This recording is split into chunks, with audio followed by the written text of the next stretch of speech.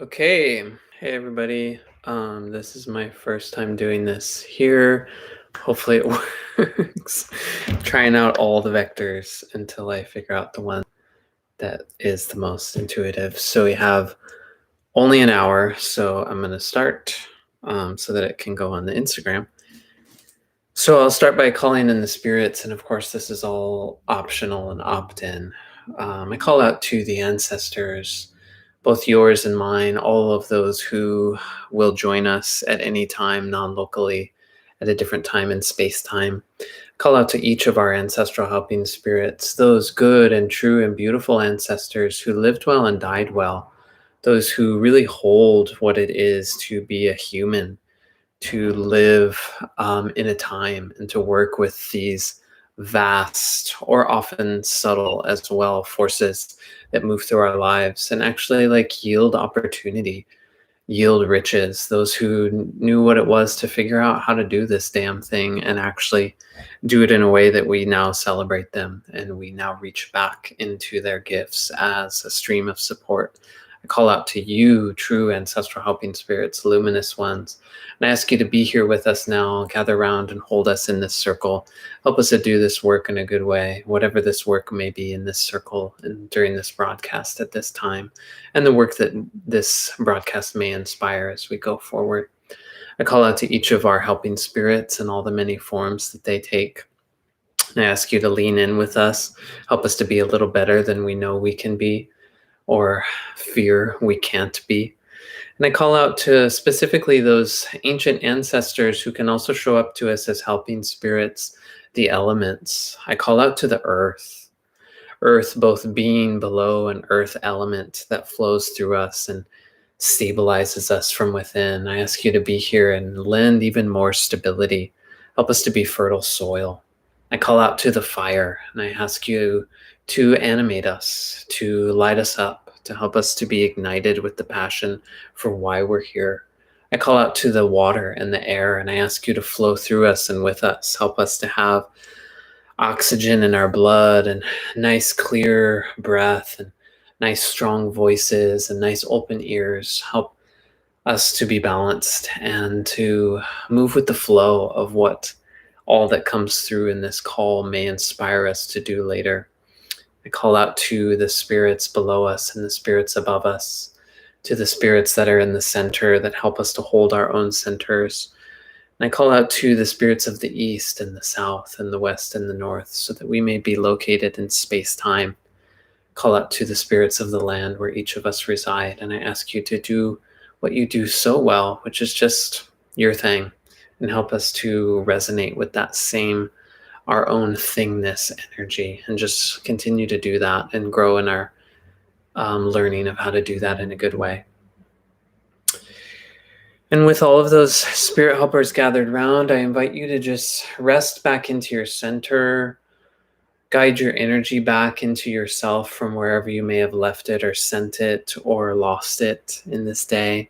Trust that your will can actually sort of just do that if you choose it. You really do have the power to draw your energy back into yourself at any one time. And as you energize yourself, reach out, drop anchor, let your body connect with the resonance of the earth below. Trust that no matter how much physical or cultural or cognitive difference or distance there feels between you and the earth, that connection is possible. And as you lean into that connection, you might visualize or sense or imagine, let your imagination really run wild with how that could look and feel and taste and what it could hear, sound like. And just welcome the energy of the earth, the energy of groundedness and stability and presence. With gratitude and love, welcome the energy of nourishment, of eruption, of newness, of the energy of how the earth abides. No matter what happens, it continues being earth. Welcome that creativity up into your body.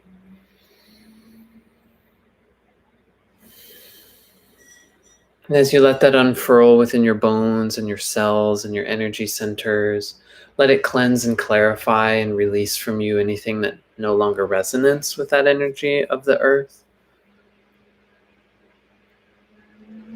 And just open like a flower to the energy of the sky, the air, the weather, the atmosphere, our planetary cousins and elders and teachers, star beings, the energy of the cosmos, all the way up to the highest power, and whatever way you conceive of that energy, receive that energy back into your body as well. Remember, these are pretty much completely neutral forces that we seek to tap. You can think of it as yin and yang, earth and heavens, dark and light, all the many dualities that complement rather than contradict. Let them all flow within you here. Let them resource you. Let them stabilize you.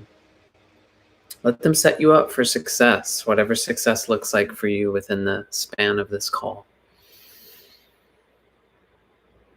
And let those energies flow into your boundaries so that you may know what is yours and what is not, so that you may be blessed and protected in that knowing, and welcoming the gifts that you need to receive from this call, and releasing the things that aren't gifts, and staying safe where you are physically, and also connecting with us non-locally here.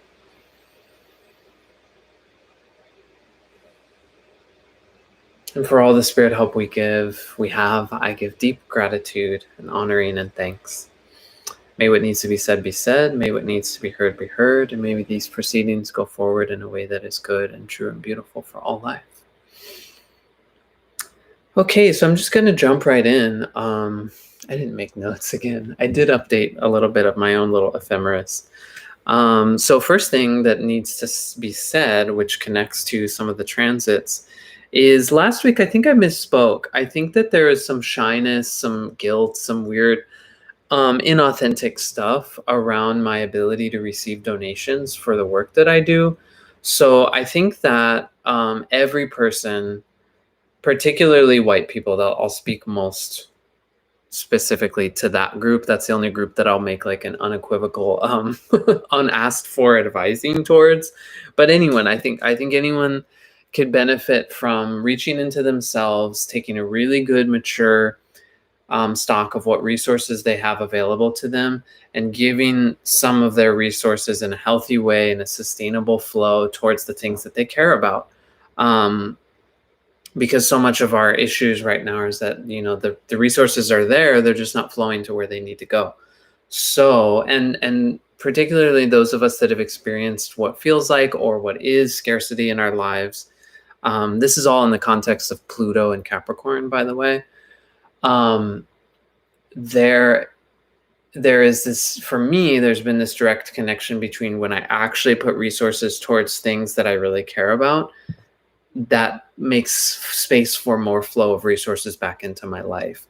Even like back when I was really partying hard and really abusing substances, I remember like I started giving little like one-time donations to like AMFAR and things like that, like HIV resource groups and stuff like that, just because it felt like kind of adult. It felt empowering to be like, yeah, I have 25 extra bucks. I'm not going to hurt for that 25 bucks.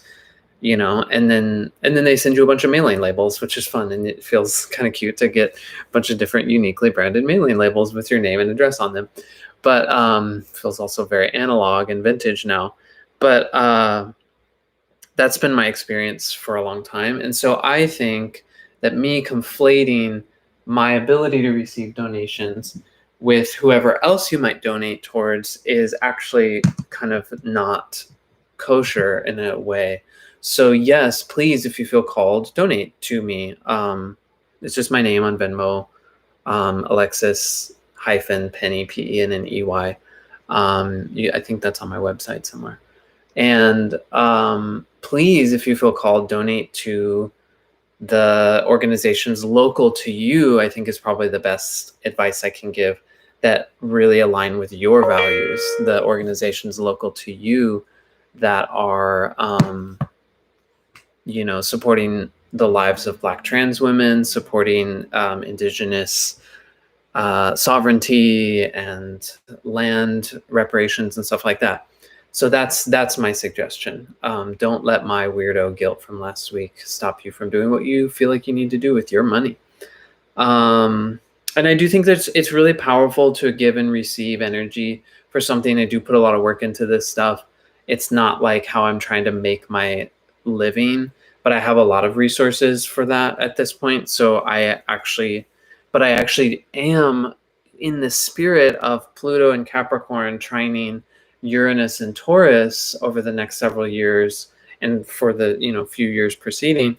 I'm really trying to stake my life on the possibility of the gift and of donation-based work actually being viable for us, like of alternative resource networks actually being a viable way to make a living, instead of me just going back to what's something that's really easy for me, which is to go get a crappy job or a not so crappy job. Because like I've scaled up. I won't take, like, I'm not working at in fast food. I can't even work in restaurants really right now.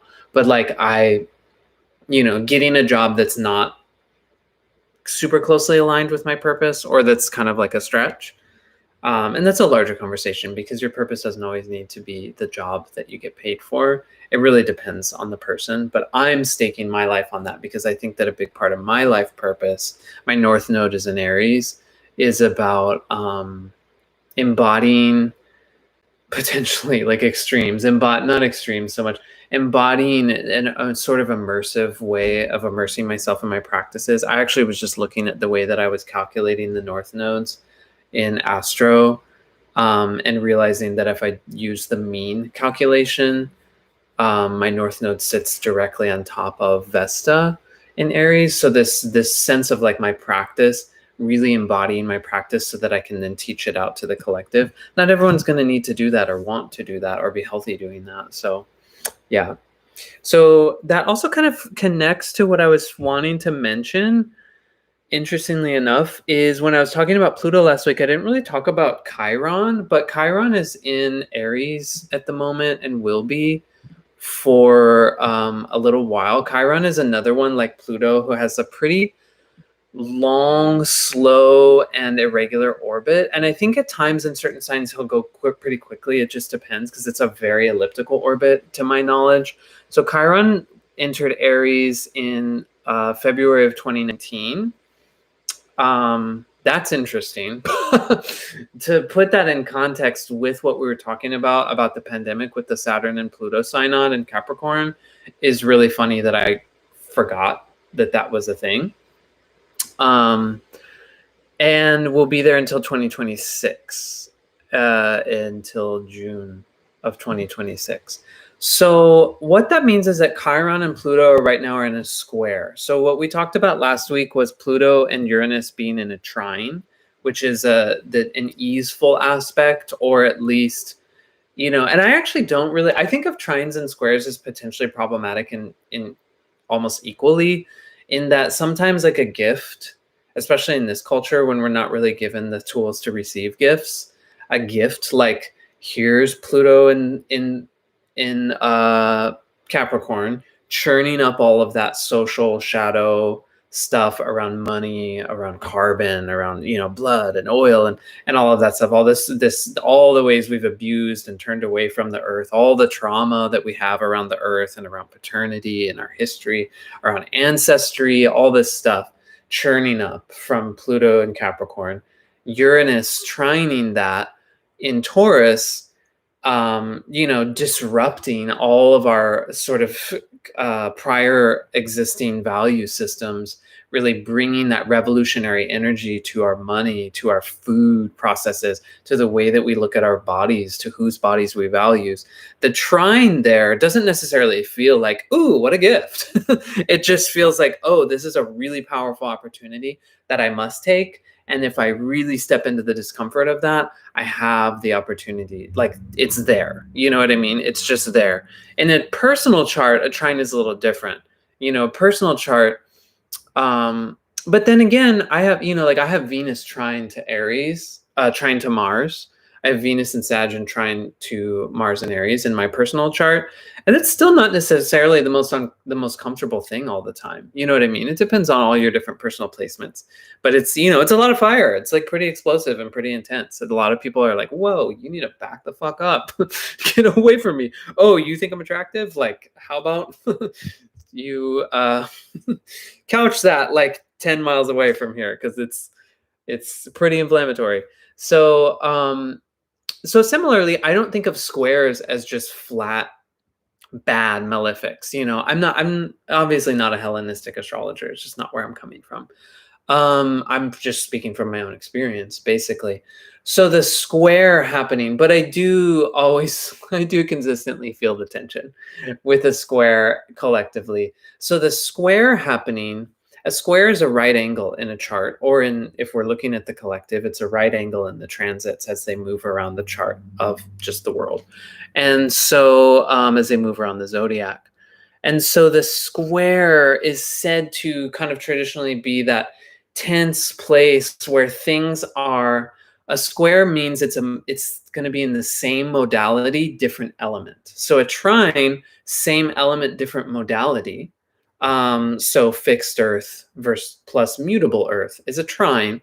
They work in the same medium, even if they work in different ways. And how that brings balance is that we really kind of want to be moving through all three modalities. They're kind of like the yin yang and maybe yun, if I can borrow from Mogadao. That is, expansion, contraction, moving between them.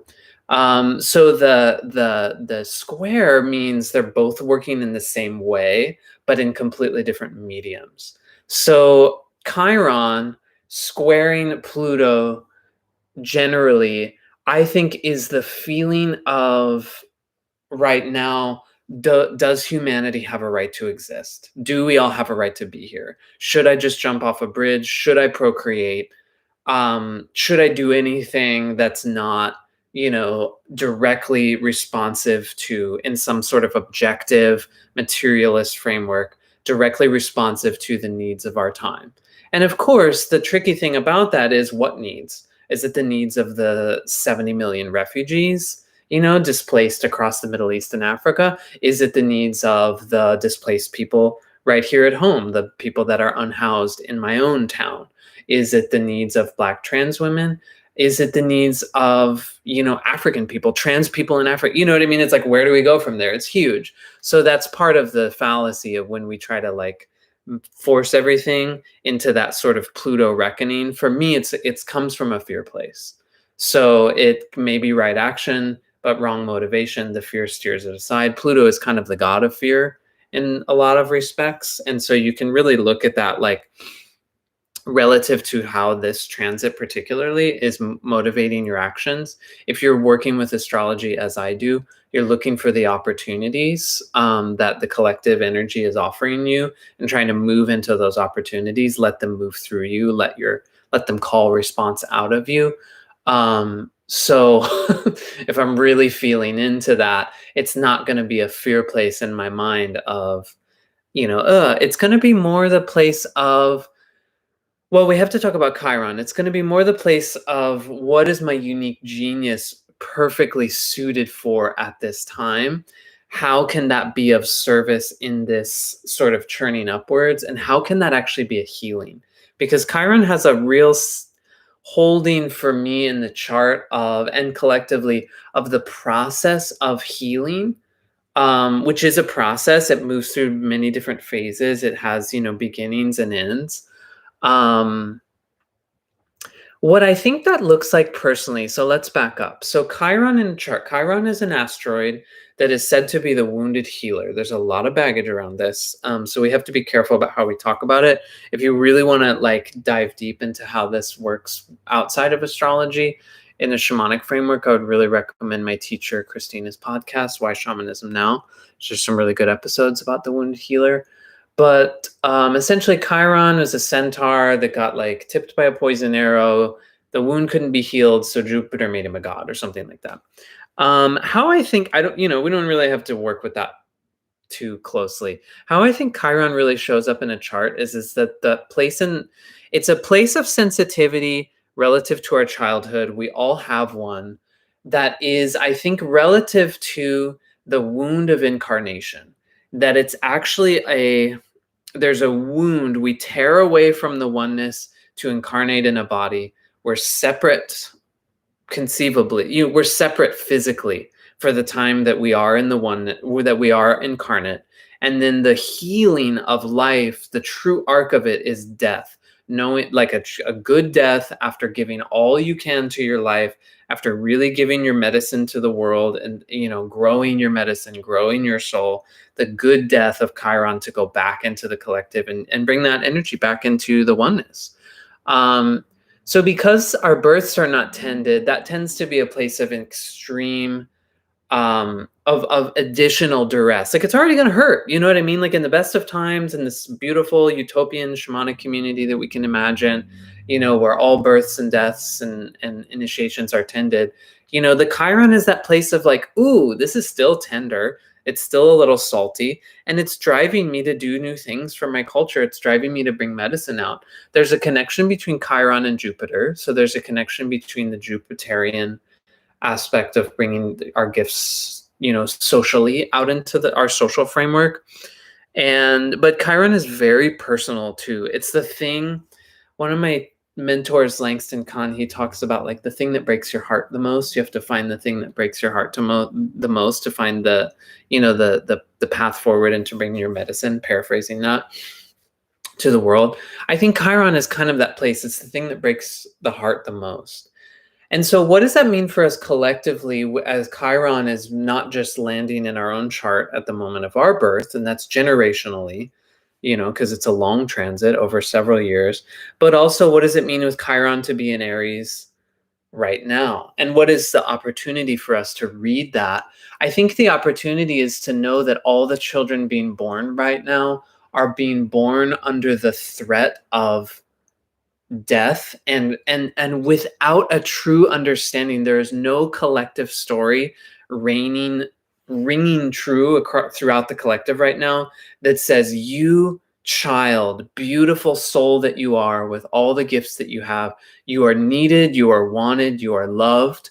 Though you are separate now as your own being, an individual, and we will support you in being that, you are also a part of this earth. You are connected to the heavens. You are still a part of the oneness.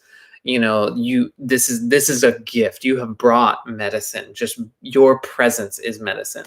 So the Aries Chiron, Aries energy is that child announcing themselves to the world. Just, here I am, myself, my identity, my individuality in the healthiest sense is so unique and will never be seen again, has never been seen before. So Chiron and Aries is really asking us to tend that for the children, because right now the children are actually coming in with more of that extinction rebellion. That, you see the Gretas and that kind of thing. Imagine the kids literally in infancy right now, where the parents are looking around at the pandemic, at the insurrection, at who knows what else, who cares where they are or what they're aligned with. It is chaos right now. It's really gnarly, and there are real threats to violence. There's real infant mortality, ramping up because of the ways in which resources are not being distributed equitably and all this stuff. And so that's the energy of Chiron and Aries. It truly is a wound of existence. It's a wound of incarnation. And so what that means is that that's part of the opportunity for us to continue to work with our own Chiron energy, to step up, to step out of our woundedness into the healing, not to just situate as the wounded healers and be like, okay.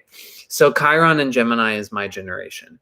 We are all wounded around truth. We're all wounded around identity. We're all wounded around surfaces. We were forced into a time, those of us that were born in Chiron and Gemini, late 80s, early 90s kind of, that is all about, that was sort of like the peak of the me generation, Reagan, Thatcher, excess, neoliberalism is working. Look, everything's fine. You know what I mean? Kind of bullshit. And so appearances are really deceiving for my generation. And as such, we're hypersensitive to that, even if many of our generation have taken that into a really shadowy place and become even more excessive with our sort of with our lies, essentially. There's more excessive with our betrayal of the truth. There's a lot of total nihilism. Is there anything that is truth? Relativism and shadow. Is there anything that's true in any way, shape, or form? There's just a whole lot of woundedness around that. I've always been really challenged by Geminis and by the Gemini ability to change the mind, to kind of slip, to say something and not really mean it. Oh, it's always hit me so hard in the gut. And so I could collapse into the wounded healer, sort of like, because my Chiron Gemini is in the 5th house of self-expression, just like, well, no one's ever going to like what I make. And so blah, blah, blah, you know what I mean? So because they don't get it, they don't understand me and blah, blah, blah. And I was not understood as a kid. I grew up non-binary in the Midwest, yada, yada, yada. But the real invitation of Chiron, especially as Chiron is transiting like my Mars and transiting all of our Aries, is to really look at where my actions are coming from woundedness and step through those portals into the wound, which is really out of it, into the healing that is needed, whatever it is, whether it's emotional, physical. I'm doing all layers of healing right now, and letting that actually move creatively with the tension of the Pluto. So Pluto's digging up this real collective aspect of our trauma. We all feel that in some way. Chiron is constantly triggering just that sense of like, should I even be here? Do I really have value as a person? Do I have anything to offer to the collective?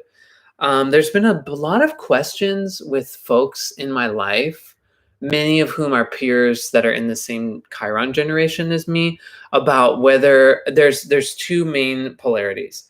It's personal work, self-care, and more social facing organizing work, direct action, stuff like that. And then there's this other sort of like art and or potentially spirituality, and then like materialist political organizing and stuff like that. And so on the one hand, I would say, because we're all so wounded, this is a little sidebar just for those Chiron and Gemini folks, because we're all so wounded. And how does this relate to the collective? Also, North Node transiting Gemini right now. So we're all getting there's a little energy from the dragon of the moon angling right at Gemini, saying you all have a lot of opportunities to develop on a karmic soul level, very internal sense of yourself and collectively around how you're holding truth, around how, because that's Gemini is the god of lies, also the god of truth. And so Gemini, by Gemini I mean Mercury, who rules Gemini. And so trickster. What was I saying? So very Chiron and Gemini of me. So the question of this versus that is always going to be a fallacy. That's one thing to just learn about reality. Because as we look in the astrology, as we use the astrology as an analogy of that, oppositions hold each other in creative tension. They're supposed to do that. The best example of that is the 1st house and the 7th house, self and other. So is it all about me or all about other people? Does anyone feel like that's a question that's fair to ask? Doesn't that sound a little psychotic? You know what I mean? That it can only be me and my self-development forever at all costs, or only other people and their needs at all costs. Doesn't that sound like that comes from a pretty wounded place? So no, we're going to say no to that. The 1st and the 7th house in a circle, which the zodiac is, hold themselves in creative tension. They hold themselves in balance. Just like the 2nd house of personal resources and the 8th house of shared resources. It's all meant to balance and flow and tip sometimes and get a little, wobbly for sure, but it's not meant to be an either or. Nothing is. It's just not that simple. Wouldn't so many political and religious leaders love it to be that simple? Don't they couch it as that simple? Yes, they certainly do. It doesn't work. So what does that mean? And that teaches us a lot about the squares too, because if you have oppositions that hold themselves in balance, the squares holding themselves in tension, they're also necessary. So it's 1st, 4th, 7th, 10th, kind of like, I think we talked about that last week. These are really important houses that all hold themselves in tension. There's always a creative tension between myself, my home, others and my career, my work in the world amongst others. Pretty wild. Duh. I mean, also a big duh. Like, oh, okay, that makes a lot of sense. Thank you, astrology. Thank you, Ptolemy, or whoever the fuck wrote this all down, because that actually is really helpful for me organizing my life, making it balanced. But grounding this back into the opportunity of, oh, no, the conversation about art versus anything else.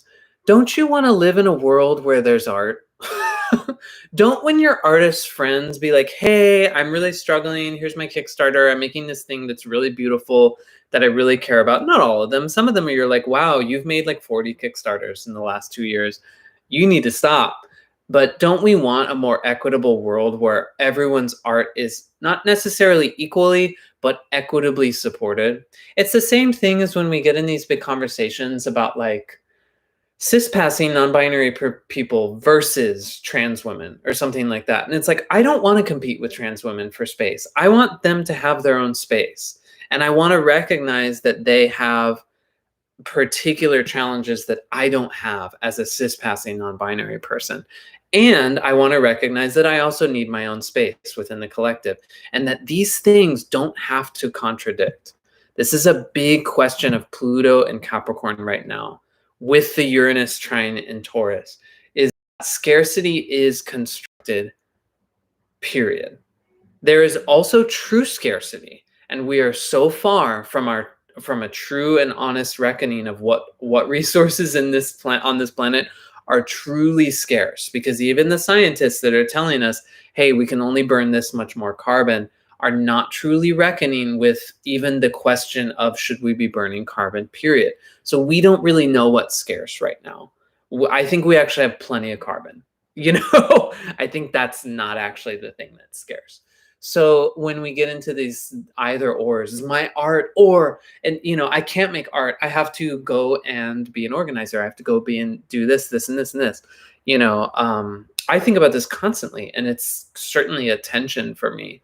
But for me, the where this grounds us into Gemini's gift is the gift of, and actually this takes us into Saturn, the necessity of Saturn in Aquarius as well. So Saturn's going to be in Aquarius till 2023. North Node is going to be in Gemini until 2022. So we need to understand that vision is different than ideals. So vision is like a truly creative energy that's coming up from the dreaming, that the air signs hold a little piece of it, each of them.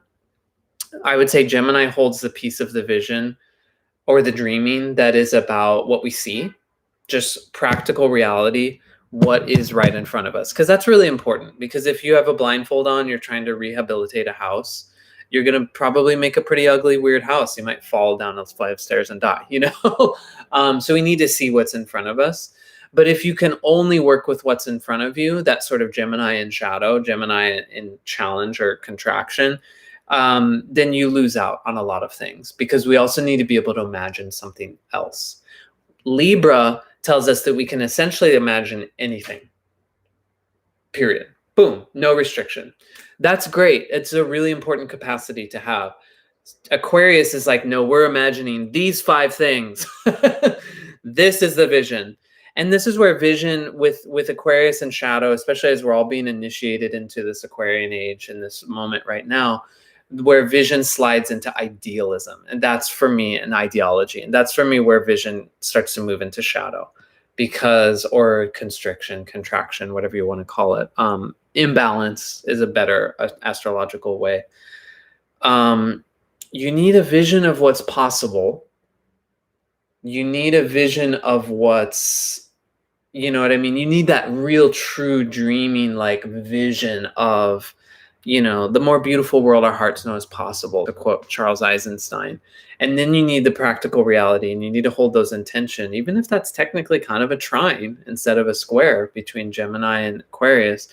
And you need to be able to forge steps and a path forward out of that. I learned a lot about this. I'm still learning a lot about this through the cycle teachings held by Last My Center, which I'm a student of. But so where that takes us back to the question of art versus politics or whatever is just that, like, if the vision of the world that I'm trying to create through my political actions and all of my actions are political in some sense, etc., is a world where there's like more free, equitable access to art, where art is valued and honored as and cherished as sacred, then I have to at least put an equitable, framework around how I value my own actions relative to art versus organizing versus meal prep versus all the things. There's some of us are going to have different considerations than others, but I just am so sad for artists right now. And I think it does connect to that Chiron and Aries of like, do I have a right to exist? You do have a right to exist. It's part of the whole thing because it's so energetically resource intensive and complex for a human being to be born. It does not happen by accident. I know that accidental and unwanted pregnancies happen, but we live in a way larger world than just the physical reality of things. There are souls that need to be calved off from the oneness and compressed and distilled into a body. That does not happen by accident. That's my article of faith.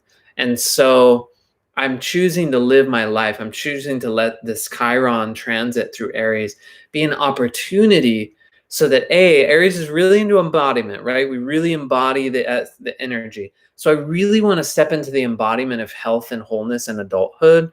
I want to move through the initiations and the healing processes that Chiron started for me when I was born, stamping himself probably right on my 5th house in Gemini. I want to move through those and continue to root into those as best as I can so that I can turn towards the children being born right now and say, yes, you are beautiful and loved.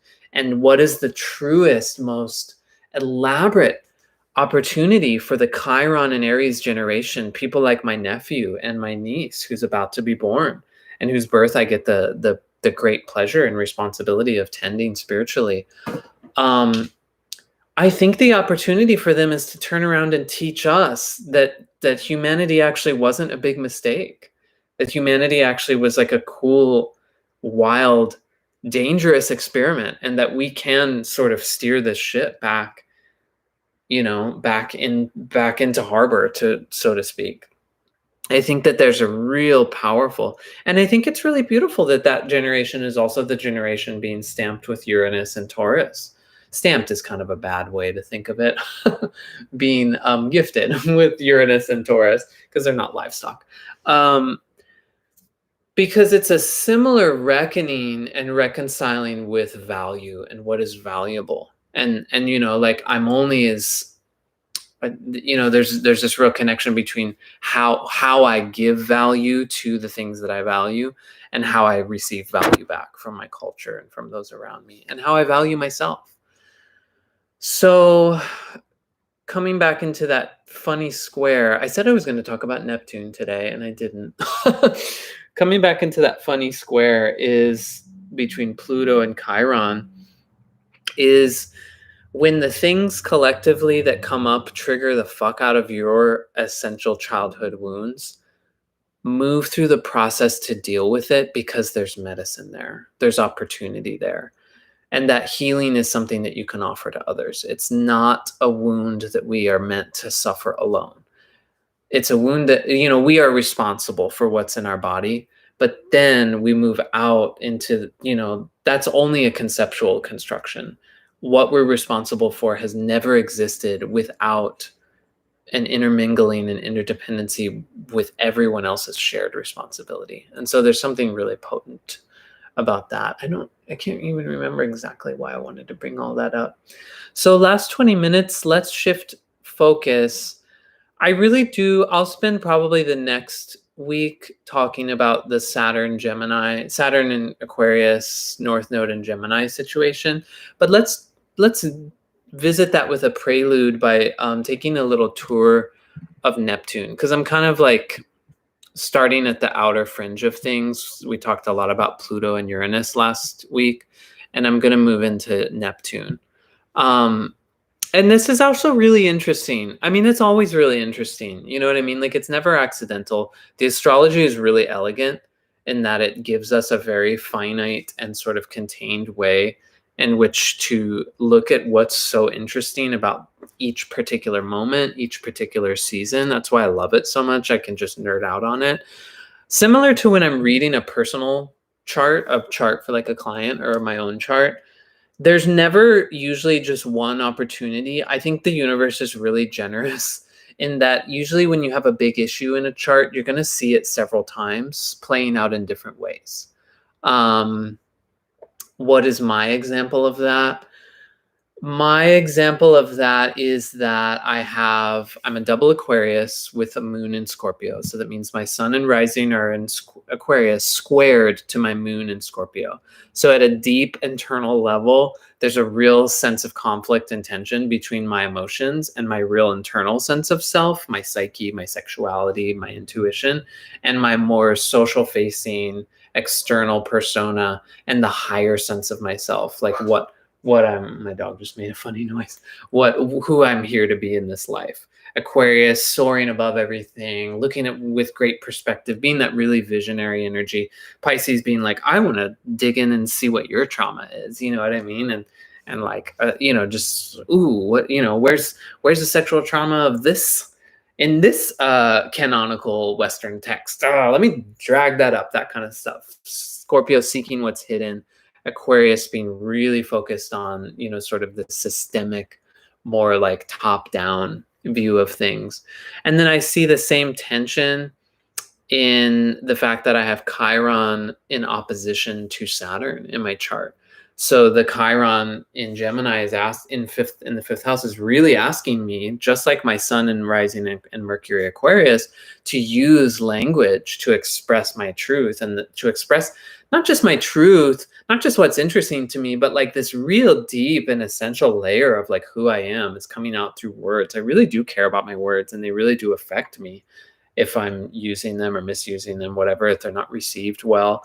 And then, that's squared to Saturn and Venus, where it's like that real lofty sense of meaning and looking for purpose is just constricted a little bit. There's always this sort of grudging sense of like, God damn, everything is so fucking hard when it comes to community in the 11th house, etc. I don't know if that was the best example of that, but that's just a way that I see multiple octaves or multiple layers of the same general issue, which is like me. And really, you could look at the whole zodiac as one. Is the question, it's the question of humanity, period. The question of a personal life and a personal chart. So similarly, I think there's always multiple ins given us by the astrology to what's happening at any one time. And so I'm looking at Neptune's transit in Pisces. So let's just ground it in the schedule. Again, we got like less than 20 minutes. Pluto transiting Capricorn between late 2008 and early 2023. Uranus transiting Taurus between spring of 2018-ish and all the way, with some retrogrades and wiggling around through April of 2026. Neptune transiting Pisces started in February of 2012, going to 2025. I don't know, have it written down when it leaves. I don't know why, because I'm sloppy. And so let's look at that. The additional context right now, most specifically, one, there's Jupiter moving in and out of Pisces for the next couple of years, ish. 2021 to maybe like 2022-ish. I can't remember actually. And then the lunar nodes, the north and south node, are also transiting the mutable signs of Gemini and Sagittarius from May of 2020 to January of 2022. So there's a lot of potency happening in that mutable little corner between Pisces kind of being the anchor. So what is Neptune? Neptune to me, in some ways, if we were going back to last week's sort of Homeric, Ptolemaic, I don't know what it is, Greek ish, sort of like deep old European cosmogony, where Pluto is the void and Uranus is the sky. Neptune is the ocean. mythologically was like a man with a trident, which I think has some important associations for sure.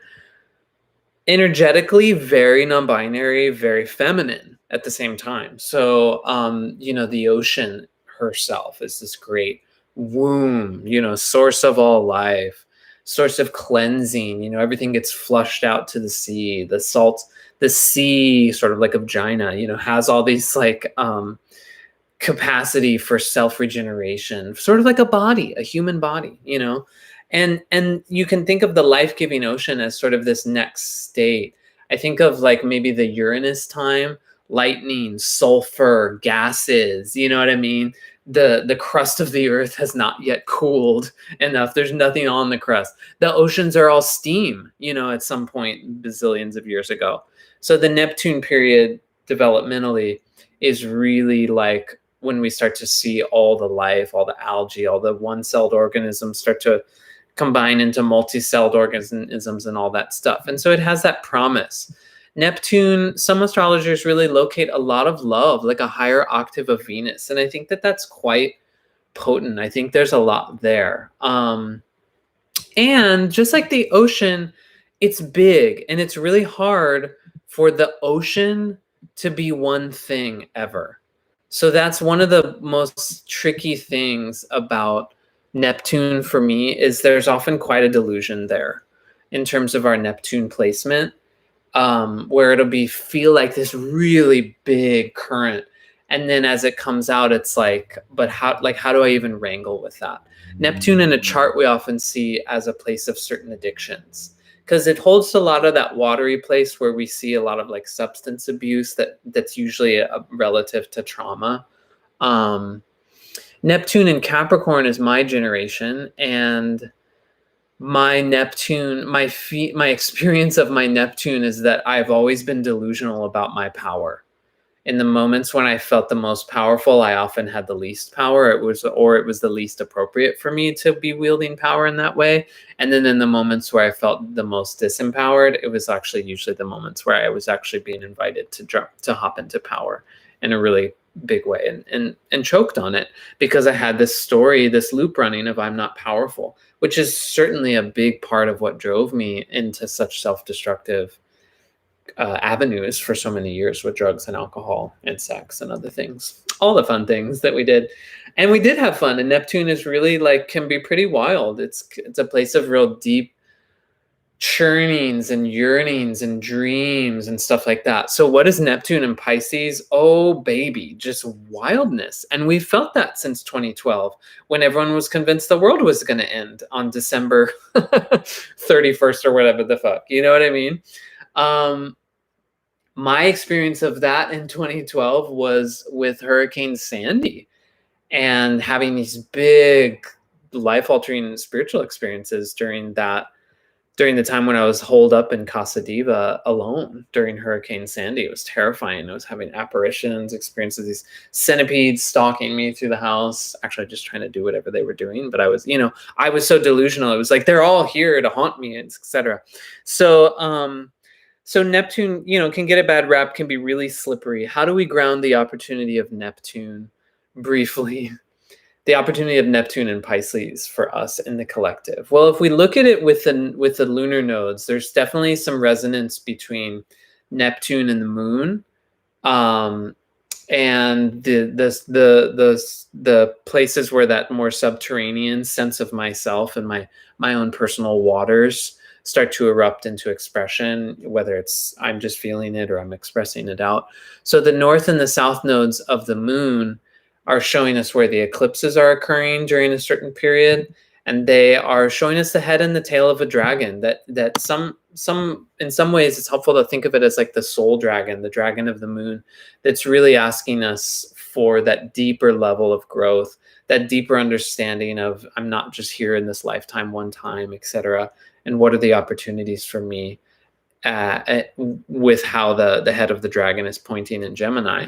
So there's a lot of trickiness around the truth, in the sense that many of us are feeling this North Node in Gemini transit as it's really important for us to drill down about science. Science is real. Science is my belief system. science is the truth, versus Neptune being like, well, yes, and at a most essential level, everything breaks down into nothing. And the waves all become particles. And anything is only as there as when you're observing it to be there. You know what I mean? And so holding that tension of, yes, it's really important. Science is our best fucking guess when it comes to like RNA vaccines. Basic hand washing, really good science behind that. Really good. You know what I mean? Mask wearing. And the need for that to not become a poison. Neptune can so easily become poison. You can't just drink seawater. You know what I mean? It's like you can use it maybe to wash your wounds, like salt water, like true saline. But if you actually like go into the ocean with an open wound, you might get flesh-eating bacteria. So the ocean is big. The ocean is not for you. There's a reason why we don't live in the ocean. There's a reason why we're not all Namor. You know what I mean? We're not Atlanteans.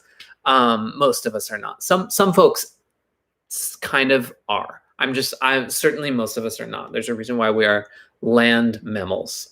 Swimming is great. I love swimming. Swim all the time.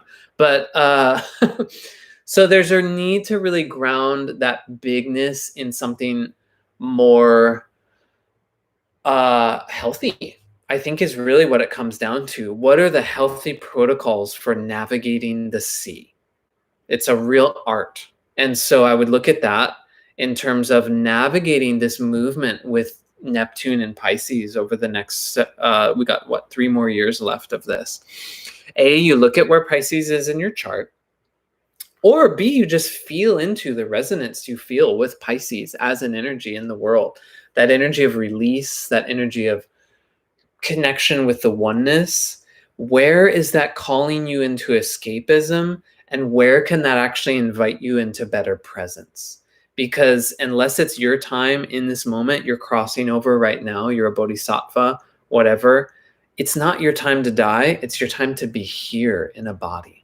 So really grounding Neptune into the personal in terms of the oceanic qualities of my body. What is there in the depths that needs to be brought to light? What is just asking me to harvest it in a healthy way? You know what I mean? It's like we have lived so many human communities for so many thousands of years have lived in such a wildly respectful but relatively harmonious relationship with the ocean, and we're really out of whack with that right now. I was just reading that article about deep sea mining and all that stuff. And so there's a way in which the ocean exists to give us her gifts, but we need to really be respectful of that. And I think it's the same with this energy. Another way to put it is Neptune is the emotional energy of the collective. What a profound gift that is, to know that if I think about the millions of people that didn't have to die from COVID, let me go one further, the millions of people that didn't have to die from HIV.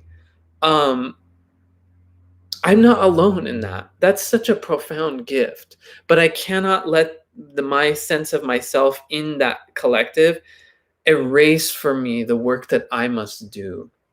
And so I think what Neptune really looks like as a personal opportunity is a way to harness the bigness of that love and ground it into action and ground it into like very cogent emotional flow, flow into my life. It's, for me, the trident bearing gods are always warrior gods. That's just like my association. So it's real warriorship, showing up for those emotions. I read the New Yorker every week and I cry. There's always something to cry about in the news. I read the news Monday through Friday, like Democracy Now, and I cry. And that cleansing is so important for my flow. It's actually such a gift. It's weird. It's weird to think of the horrible things in the world happening as gifts, but they keep me who I am. They keep me human, and they keep me able to show up for work like this. Like, oh, and I really do like astrology. Weird. Huh. And I really do think it's valuable, because I think maybe 5 other people like me could use it to become better persons, as hopefully I have, and make better choices. So that's what I think about the Neptune transit in Pisces. With Jupiter there, it's just an amplification. It's just like, wow, wow, wow. Let's make it even crazier. but there's bigger gifts coming through. We'll talk about that a little more as we move more into Jupiter, as we move more inner. And with the lunar nodes there, it's really like, where is there opportunity for growth in the Gemini? Truth telling, really being clear with my words and my communication in terms of how I'm accessing the collective. How many horribly worded Instagram captions have you read about Black Lives Matter movement, about anything going on in the world right now? And it's not that everyone needs to be a novelist or like a perfect journalist, you know what I mean? It's just that you can really tell it feels real icky when it's clearly coming from a place that's not truthful, that hasn't been fully processed. South Node and Sag, what's meaningful for you, you got to be here to receive that in the body. And all the ways in which you are seeking meaning as an escape, seeking spirituality and philosophy as an escape, are all invitations back into what you're escaping from. So that's the essence of that T-square happening right now. Yeah, but it's love. It really is love trying to be brought out in a really particular sort of quality of love.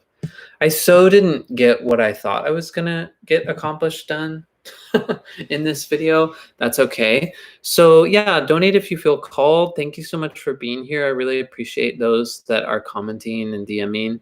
I want to do some classes. I'm thinking of a class of working with the energy hygiene practices and the energy clearing and trauma integration practices that I've studied to teach, particularly around addiction. I can't remember what I had a good name for that and I forgot it. Working with spirit to I would say this is probably like a month-long intensive of just like 4 weeks, and we'll just see where we get. I'd also like to do a similar thing of just working with astrology for self-development. And I'd also like to just teach I'd like to teach the prelude to good divination, which is also energy body hygiene and energy body clearing as taught by Last Mass Center. Which is the tradition that I'm kind of learning how to hold and teach. So if you want to be involved in any of those classes, please give me an email. I haven't scheduled anything yet, and so your interest will help me gauge that. If you want to just do the work individually, also I'm available for that. And if you want to know who else does the work because you want to do this work and you don't want to work with me, I have amazing colleagues that do it. So please I will not be offended if you would like access to my practitioner network. That's a big part of what I do. I really value that aspect of connecting folks with the right folks. So thanks for being here, and I hope to hear from you, and I'll try to be back next week. Boy, an hour just flies by. So I give so much deep love and gratitude to all the energies that gathered around and resourced us in this work. Spirits below and above, spirits of the center, our ancestral helping spirits and helping spirits, the earth, the air, the fire, and the water, the north, the west, the south, and the east, and all the spirits that hold and constitute the land where we all live. Go if you must, stay if you can. We release you with love and gratitude. Thank you to the zodiac, to the astrology, to our star and planetary teachers, and all the many faces and forms that you take and all the ways that you manifest in our lives. Please continue to flow through us well. Alrighty. I hope you all have a beautiful rest of your day. We dissolve this circle.